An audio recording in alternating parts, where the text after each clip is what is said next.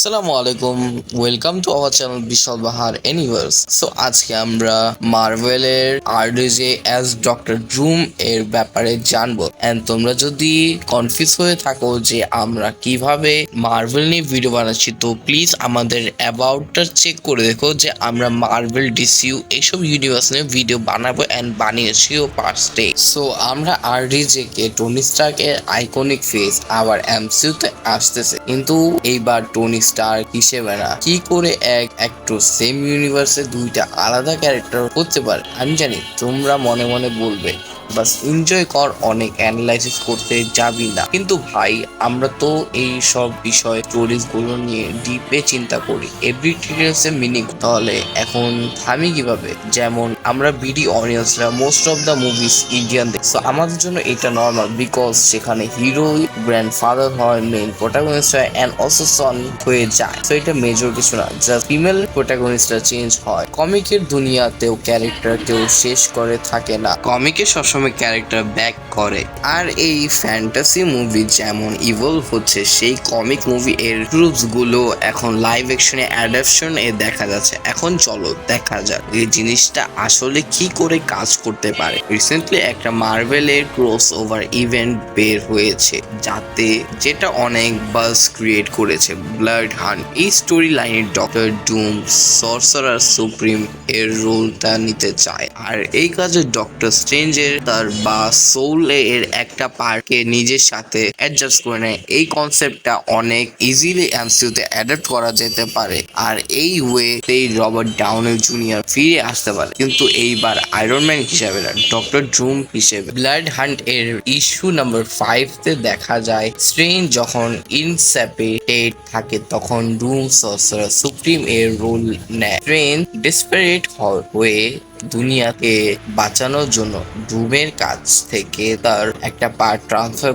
করতে রাজি হয়ে যায়। রিচুয়ালটা সাকসেসফুলি হয়, কিন্তু একটা ক্যাচ আছে। ডুম এখন স্ট্রেঞ্জের অ্যারোগেন্স আর প্রাইড, যেটা তার ক্যারেক্টার এর একটা কি এলিমেন্ট। ইমাজিন করো এমসিইউ তে একটা স্টোরি লাইন ইন্ট্রোডিউস করা হয়ে যাবে যেখানে টনি স্টার্ক এর সোল ডক্টর ডুম এর সাথে অ্যাড। এটা শুধু আরডিজি কে ফিরে আনতে না, ডুম এর ক্যারেক্টার আরো কমপ্লেক্স করে দেবে, যেটা একটা ইকোলজিস্টিক্যাল আর আনপ্রেডিক্টেবল ভিলেন এ পরিণত করবে। আর চলো অ্যাকসেপ্ট করি, অ্যাডাপশন তো কখনো সোর্স ম্যাটেরিয়ালের সাথে পুরা মিল থাকে না। এমসিইউ ইজিলি এই স্টোরিটা টুইক করে দিতে পারে, হয়তো সোল স্টোন এর মাধ্যমে টনি এজেন্স ডুমের সাথে বাইন্ড করে। এইভাবে একটা দরকার ডার্কার আরো কনফ্লিক্ট ক্যারেক্টার তৈরি হবে বা রেডি হবে। আরো একটা ফ্যাসিনিং টুইস্ট আছে, হোয়াট ইফ এর একটা সিনারিও দেখা যায় যেখানে ডক্টর ডুম আর আয়রন ম্যান তাদের বডি, এই স্টোরিতে ডুম টনি বডিতে ম্যানুপুলেট করে নেয়, টনি ডক্টর ডুম এর বডিতে। এটা ক্যানন না এমসিইউ এর মেইন 616 ইউনিভার্স এ, বাট মাল্টিভার্সে এটা ইজিলি এক্সপ্লোর করা যেতে পারে, যেখানে আরডিজে একটা ডার্কার আরো মোরালি অ্যাম্বিজিয়াস ভার্সন খেলবে। আর এই সব ছাড়া আরো একটা পসিবিলিটি আছে, ডুম এমসিইউ তে আসতেছে আপকামিং ফ্যান্টাসিক 4 মুভিতে। ফ্যান্টাসিক 4 এ ইন্ট্রোডাকশন হবে পারফেক্ট মোমেন্টে to bring in doctor Doom. Imagine করো ডুম নিচে ইউনিভার্স ছেড়ে আমাদের ইউনিভার্সে ঢুকেছে, কিন্তু এইটা আবার আরো একটা ডিপ টুইস্ট। এক্সিলেস বলে একটা কমিক আছে যেখানে একটা অল্টারনেট টনি স্টার্ক ডুমকে ম্যানিপুলেট করে শেষ থেকে তাকে মেরে তার আইডেন্টিটি নেয়, আর আয়রন মোনার্ক হিসেবে তার রোল অনেকটা লাইক এই version of Tony Stark, Iron Man আর ডুমের একটা মিক্স, যেটা আলটিমেটলি একটা কমপ্লিট নিউ আইডেন্টিটিতে পরিণত হয়েছে। আর এতো হলো আয়রন মোনার্ক, আরো একটা alternate version of Tony Starc যে ডুমের কাছে শিখতে গিয়ে তার আর্মর বিল্ড করে, যেটা ডোনো স্টার আর ডুম এর বেস্ট ডিজাইন ফিচার কম্বাইন করে। নেম ও ডুম না, কিন্তু তার অ্যাকশন আর ডেমোনার ডুমের মতো, যেটা একটা পাওয়ারফুল ভিলেনে পরিণত করে। তো কমন থ্রেডটা কি?